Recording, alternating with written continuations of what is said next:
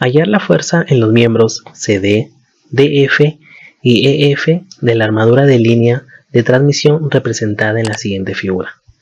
Además nos piden señalar si dichos miembros se hayan sometidos a tracción o compresión. Aquí tenemos la representación de la armadura, el cual nos dan que en el punto A hay un pasador. Debemos saber que el pasador nos va a generar dos reacciones, uno en la componente y uno en la componente X. En el punto B tenemos un rodillo. El rodillo nos va a generar una reacción en la componente Y. También tenemos una fuerza, la cual está inclinada a 30 grados de la vertical, con un valor de 5 kN. También nos dan el valor de las longitudes de cada una de las secciones de la armadura. Para resolver este problema, lo primero que tenemos que hacer es hacer un diagrama de cuerpo libre de toda la armadura. Y luego aplicar las ecuaciones de equilibrio para calcular las reacciones en los apoyos. Al inicio teníamos una fuerza inclinada a 30 grados. Esta fuerza, con ayuda de ese ángulo, la vamos a descomponer en una fuerza vertical del valor de 5 coseno de 30 kN y una fuerza en la componente X del valor de 5 seno de 30 kN. Como ya habíamos dicho que en el punto A existe un pasador, el cual nos da la siguiente reacción, la reacción a X y la reacción a Y. Igual en el punto B, habíamos dicho que existe un rodillo, el cual nos da una única reacción de valor RBY. Vamos a pasar a aplicar sumatoria de momentos totales en el punto A, que es igual a 0.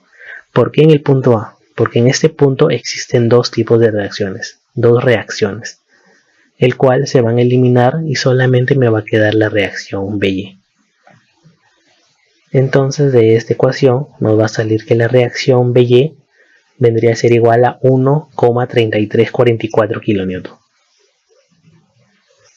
Luego hacemos sumatoria de fuerzas en X igual a 0. Y nos da que la reacción en AX sería igual a menos 2,5 kN. Vamos a recordar que el signo negativo nos indica que la fuerza está en sentido contrario. En este caso, entonces la fuerza RAX tendría que ser obligatoriamente en otro sentido. Eso es lo que nos indica este signo. Y luego también vamos a aplicar que la sumatoria de fuerzas en Y es igual a 0. De lo cual tenemos que la reacción a Y vendría a ser igual a 2,9957 kN. A continuación vamos a trazar una sección, la cual hemos denominado el nombre AA, y vamos a analizar la parte inferior de la armadura. Luego aplicaremos las condiciones, las ecuaciones de equilibrio, para hallar las fuerzas en los miembros CD y las magnitudes de las fuerzas en los miembros DG y FG. Entonces, haciendo este seccionamiento, esta vendría a ser la parte inferior de la estructura. Por aquí vamos a hacer el seccionamiento, el cual nos va a generar estas fuerzas: la fuerza CD, la fuerza GD y la fuerza GF. No olvidar que en el punto A y en el punto B también habían reacciones, el cual ya las conocemos.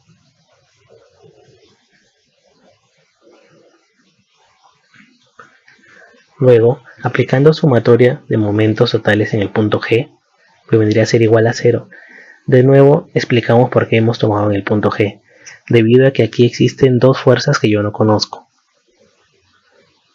Entonces estas se eliminan y solamente me quedaría de incógnita la fuerza CD, el cual, despejando, nos sale que la fuerza CD vendría a ser igual a menos 9,657 kN. Por lo tanto, tenemos que la fuerza CD vendría a ser igual a 9,657 kN. Como el signo es negativo, entonces esta fuerza está ejerciendo una compresión. Ahora, aplicando la sumatoria de fuerzas en X igual a 0 y la sumatoria de fuerzas en Y igual a 0, obtenemos que la fuerza en GD va a ser igual a menos 4,1667 kN y la fuerza GF igual a 8,6603 kN. Del mismo modo como hicimos en la fuerza de K, vamos a ver si son compresión o tracción. Como esta tiene el signo negativo, nos damos cuenta que es compresión y la otra, como tiene el signo positivo, es tracción. Luego, para hallar la fuerza DF y EF que también nos pedían, vamos a trazar otro tipo de sección. Una sección curva, que es la siguiente. Ese tipo de sección nos permite ver las fuerzas que actúan en EF, en DG y en DF. Y para esta parte del problema vamos a analizar la parte superior. Entonces, analizando la parte superior, tenemos, esta vendría a ser la parte que hemos seccionado. Ese corte nos va a generar estas fuerzas que están indicadas aquí.